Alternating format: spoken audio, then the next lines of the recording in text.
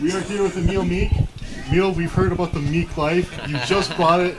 How does it feel to bring the Meek life of looking good and eating steaks into the UFC with your first win? It feels good. We feel a little better with my beard, but it feels amazing, man. Did losing the beard cause you to take a little more damage than you thought? Oh, yeah, for sure.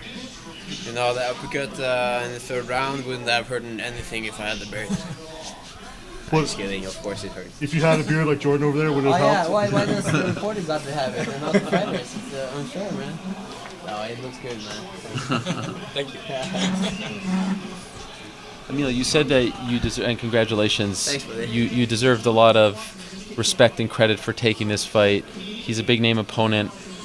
You had a big win getting into the UFC, but when you were in there, massive crowd, you're facing Jordan Mean. What's going through your mind? Did you feel a little more nervous? I was nervous for sure, but nervous is good. Nervous makes you stronger and sharper, and it's supposed to be like that. You know, when I woke up this morning, you had the jitters all over me. I was scared, I was terrified, I was happy, I was sad, you know, everything. And then as you warm up and as you enter here, it just feels amazing. And you never really know if what you have is good enough until you face your opponent, until the first punches, until you feel it lands, until you land on him, and then you understand like what kind of game you're playing. And my game was strong enough. So you said that Jordan was the best unranked welterweight in the world. How did it feel being in there with him and getting that win? Amazing. Jordan is such a strong fighter, and he's probably one of the worst fighters, stylish, that I could face.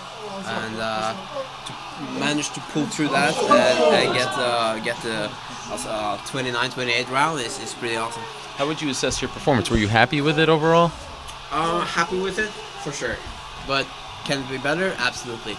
I wanted to mix more takedowns in it. He took me down in the beginning and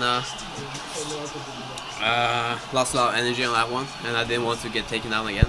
And I got a little passive and stuff like that, but he got tired, and I managed to show that my cardio was better and that my strength was better.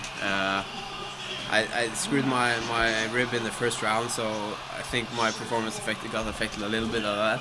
So I got more to. What do you think happened? He was shooting for a takedown. I was scrambling to get up, and as I twisted, I felt something pop here. Oh wow! Yeah. How does it feel now?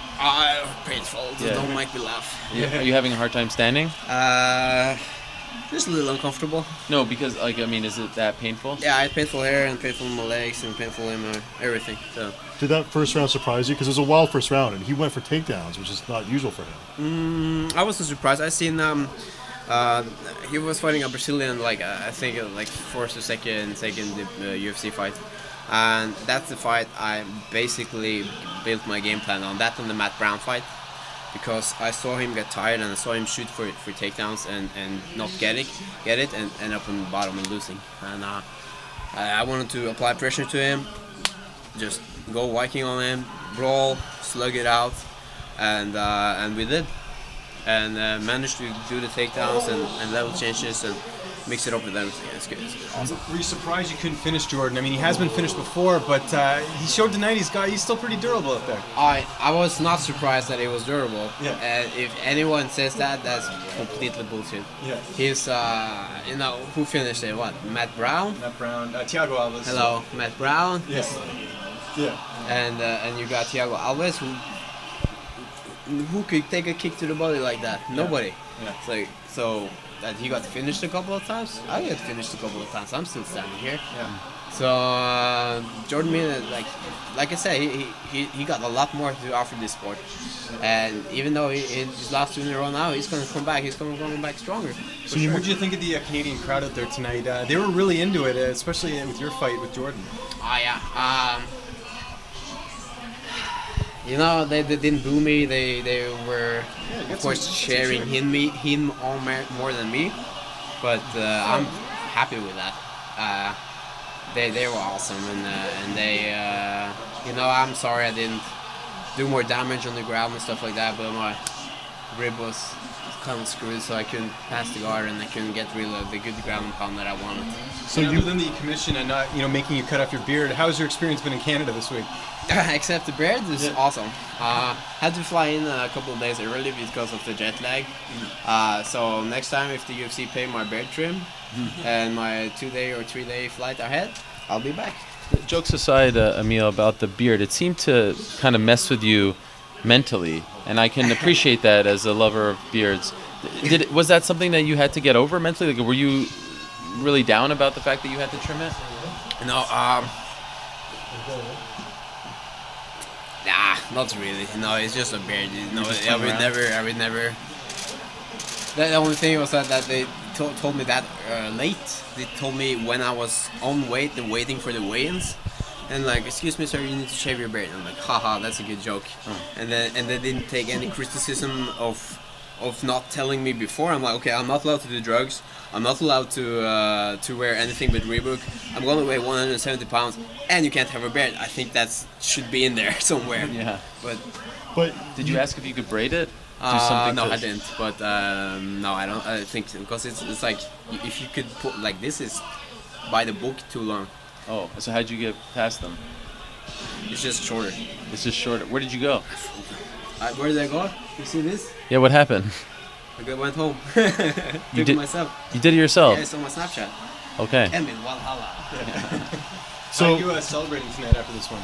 I'm gonna, with you guys, standing here, talking shit with you guys. That's fun. Getting some drinks, having some good food though? Drinks I don't know about, but I'll definitely go out to my Norwegian crowd. There's like 30, 40 people there coming all the way from Norway to support me, and the Valhalla army with matching shirts. You probably saw them. I'm gonna thank them for supporting me so much, and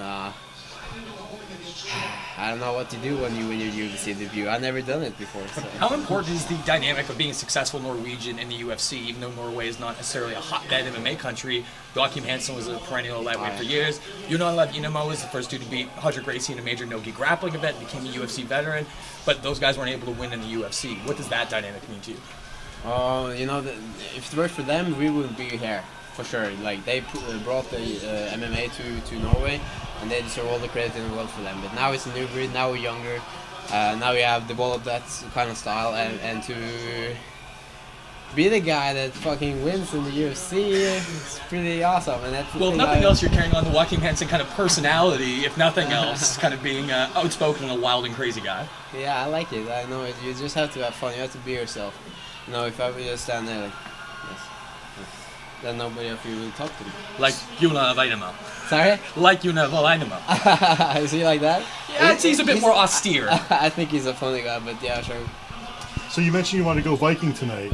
Do you normally bring an axe to the ring, or ceremonial axe? Yeah, they took my bear, they took my axe, but they didn't Do they take make you away leave the my axe? victory. Could you not get into customs, or is it in the hotel room? That's Like, the hotel room.